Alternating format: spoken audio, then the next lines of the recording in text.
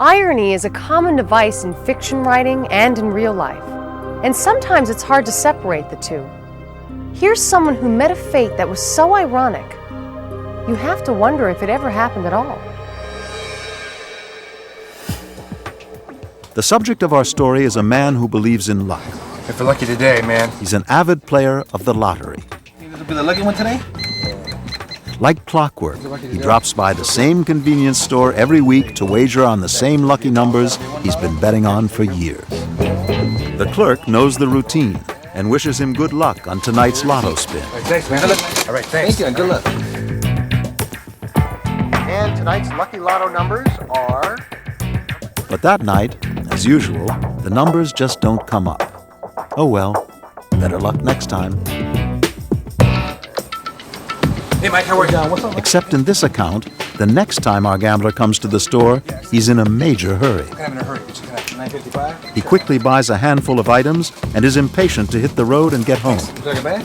No, thanks. No, I'm cool. The clerk reminds him about his weekly wager. The award is up to $20 million. No, I can't. Never mind. No, thanks. But he's in such a rush, he decides not to buy a ticket. That night, during the evening news, he only pays half attention when the lottery numbers come up. Number 3. The second number is... But when the first two numbers match his lucky numbers, he pays closer attention. When a third number matches, his wife hears it and suddenly takes an interest. Joining him in front of the television, they watch as more of their lucky numbers turn up. The tension is unbearable. And the final Finally, number the is... last number is drawn and it's a perfect match. Our lotto player has just won $20 million. I can't believe it! Or so his wife believes. Sick and miserable, he has to tell her the heartbreaking I'm truth. so excited! You didn't buy a ticket today.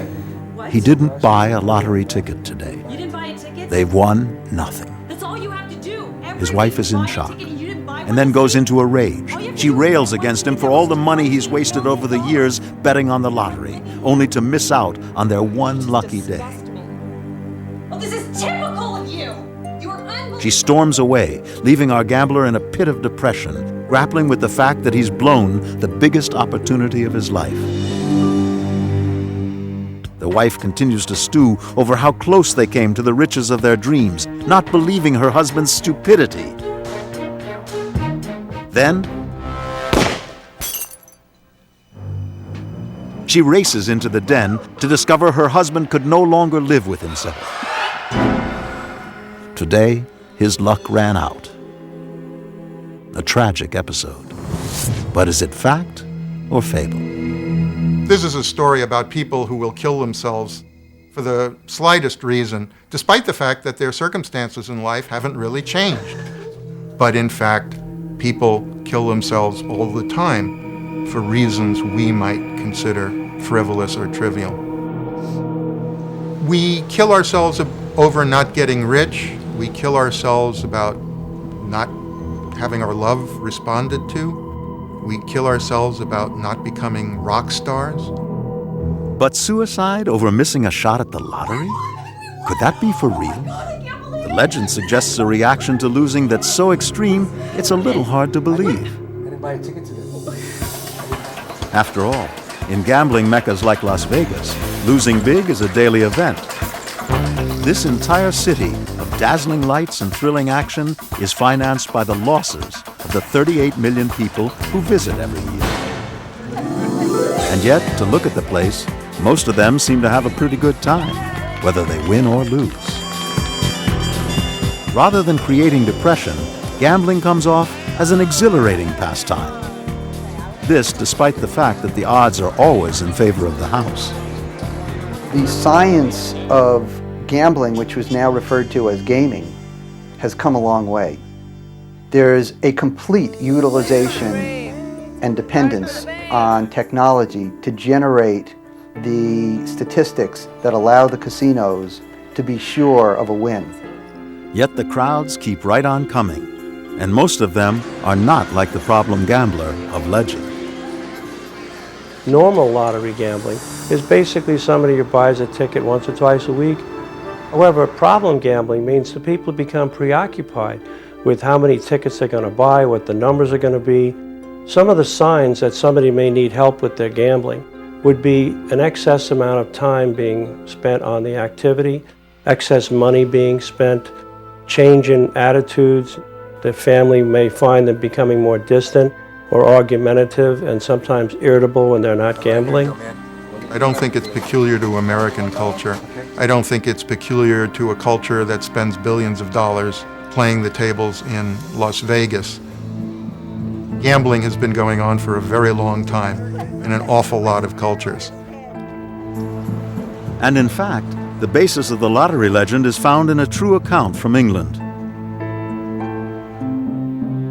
In April of 1995, Timothy O'Brien shot himself, believing the ticket he bought for Britain's national lottery had expired just before he would have won £2 million. In reality, the numbers he drew would have won him only £47. Accounts of gamblers committing suicide are not new. Stories of Wall Street risk-takers leaping from their office windows go back to the Great Depression of the 1930s. The link between gambling and suicide is real. Members of Gamblers Anonymous were surveyed, and they said that roughly 87% of them suffered with suicidal ideation or had thought about committing suicide. And of those, 47% had a plan. And of those, 22% made a lethal suicide attempt. Such was the tragedy that caused John Baptiste to lose his wife to gambling. I first found out my wife had a gambling problem when the first time she came home and she had lost an exorbitant amount of money, $2,000 or $3,000 one evening. In Oregon where we lived, she played video poker. At that time, that was about the only thing that was kind of interactive. She was a real smart individual and she thought she was smarter than the machines. And what she did was she made it a buddy type thing and she started bringing me along and got me involved gambling. In a 5-year period that we were together, she lost approximately $70,000. The problem was that she didn't have to hang out at casinos to feed her addiction. I bought a computer for my business, bookkeeping, that kind of thing. We got online and to my surprise, there was internet gambling on there. Now, I didn't realize I brought a slot machine into my house, but that's basically what I did. And after losing some $10,000 in 1 month, she made a tragic choice.